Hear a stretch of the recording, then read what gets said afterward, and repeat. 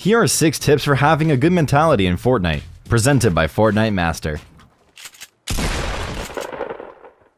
Getting better at Fortnite isn't just about perfecting your mechanical skill like building strats and flick shots. A huge part of improvement has to do with your mentality when playing the game. This video explains some ways to keep a good mentality throughout the game and learn from your mistakes in a constructive manner. Without wasting any time, let's get started.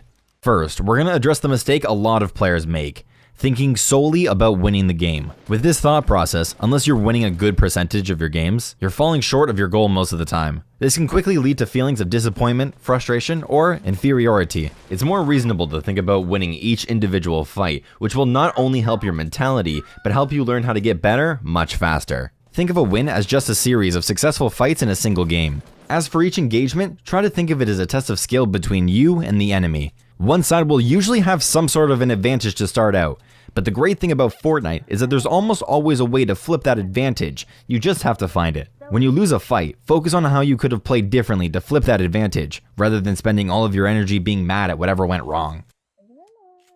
There's no point in getting intimidated by a player based on their skin or how good they look. You need to take every engagement as if you have a serious chance of winning. If you play like you can win every fight, you'll be more willing to get into fights, which is one of the best ways to improve your own gameplay. In fact, fighting better players is a great way to learn and get better yourself. And we know that sometimes when fighting really good players, you barely have a chance to even take a single shot at them before dying. But there are still ways to learn from these fights. It's important to be able to identify the point during the fight when you lost the advantage, as well as any mistakes you made. Most of the time when you die without being able to do anything, it means you lost the advantage very early in the fight and never got a chance to recover because the other player was too quick. For these situations, identify the earliest point in which the other player took control of the fight and try to adjust your own gameplay next time.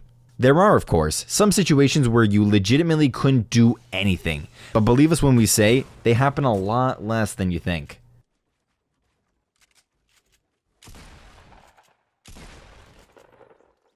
As a tangent from the previous tip, a big reason that some players tend to avoid engagements is because they don't want to die. Well, we've got news for you. You're playing a battle royale. This means that 99 out of 100 people in each lobby will die. You need to accept that this is an inevitability and recognize that few pros actually win 40% of their games or more.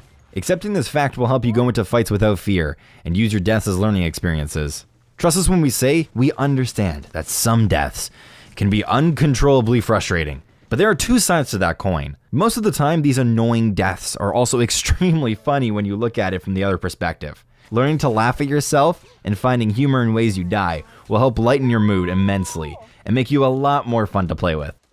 A lot of players will get nervous after seeing that only a handful of players are left in their game.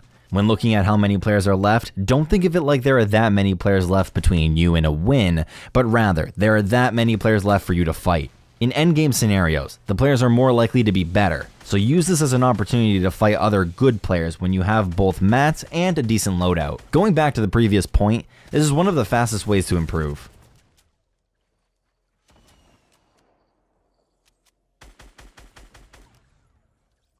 Whenever possible, it's important to have a plan for engagements. If an enemy gets jumped on, and you immediately follow with strong pressure, it can be hard to come up with a plan. For engagements like this, your best bet is to look at the fight in hindsight to figure out what went wrong, and then make a preemptive plan for the next time something like this happens. However, for engagements that you initiate, or for those that you find a chance to reset, you should have a plan before acting.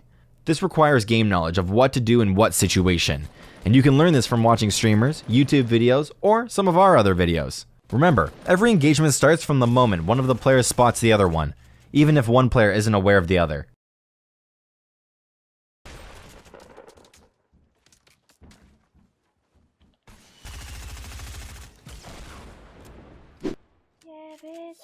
Finally, you need to have the mentality to practice what you learn. In Fortnite, it's one thing to know what you did wrong, but it's another thing completely to use what you learned in a real game.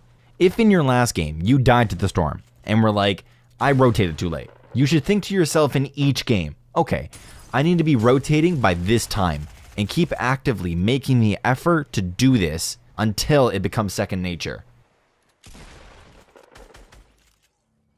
Thank you so much for watching this video. If you've enjoyed, then please hit the subscribe button as well as the bell to stay updated and notified for when we post a new video. From over here at Fortnite Master, my name is the Sage One, and we're out. Peace. Peace.